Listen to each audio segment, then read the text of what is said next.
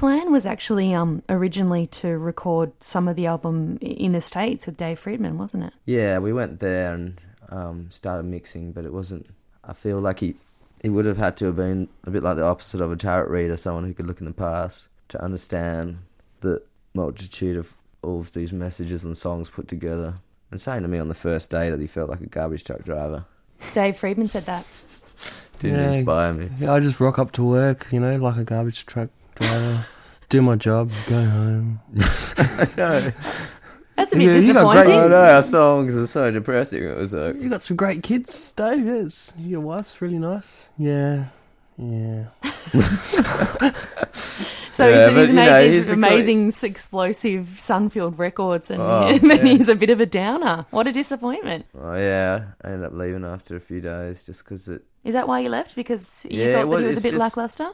Yeah, it was. And it was kind of like the amount of effort we'd put in creating this oil painting. We sort of really had a pretty clear idea of what we wanted. So it turned out to be that, we did it ourselves in the end. But we were thinking that it could go, higher and be this record that you put it on, your stereo gets on fire kind of thing. But he sort of went the opposite way, which was like, man, this is too on fire. He wanted to tone it down. Take it down to a Kindle, Wow. And it was just like, where did that 100-part vocal harmony go? Where did it go? Please, someone. I was down at the local police station wondering where my 100-part harmony went. What was the most ambitious track? Can you think of it off the top of your head that had the most vocal tracks, the most tracks in all, that was just completely over the top? Probably God Knows. God Knows.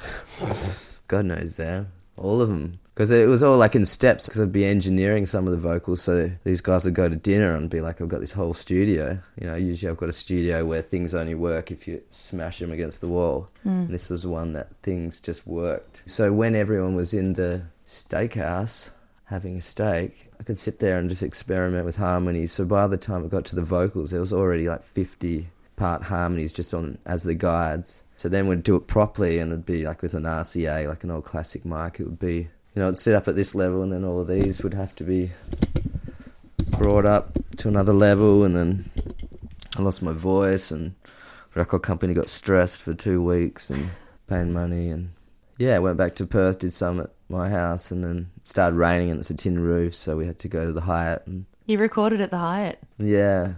The executive suite and vocals. So from tin roof to the Hyatt, it's quite a massive difference. Yeah, and then back to Sydney and did more. But it was... Why the Hyatt? Is there something particularly Snappy good? Dolphin off the cover. She was an editor at Perth Women magazine, and she knows the lady there. So we got a pretty good rate and a couple of free breakfasts. And... Plus, there's a room with this massive window that overlooks the river. Overlooking my old work about bike hire. Yeah. Just to hire out bikes down there in canoes. What an inspiration while you're creating your second record. Yeah.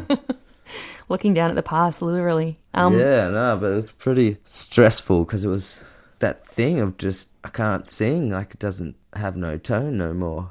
It's kind of like swallowed some razors or something, and things just aren't projecting the way they should. And do you lose a sense of exactly how you're sounding if you're just singing over and over again, just recording these melodies, and and you're the only person in the room? Do you lose that sense of how you sound? Yeah, completely. And I got so confused, and I was just like, I've got to do it. And I had all this kind of aggression and trying to, get the part solid, but probably didn't help having a packet of Cowboy Killers a day, but got through that.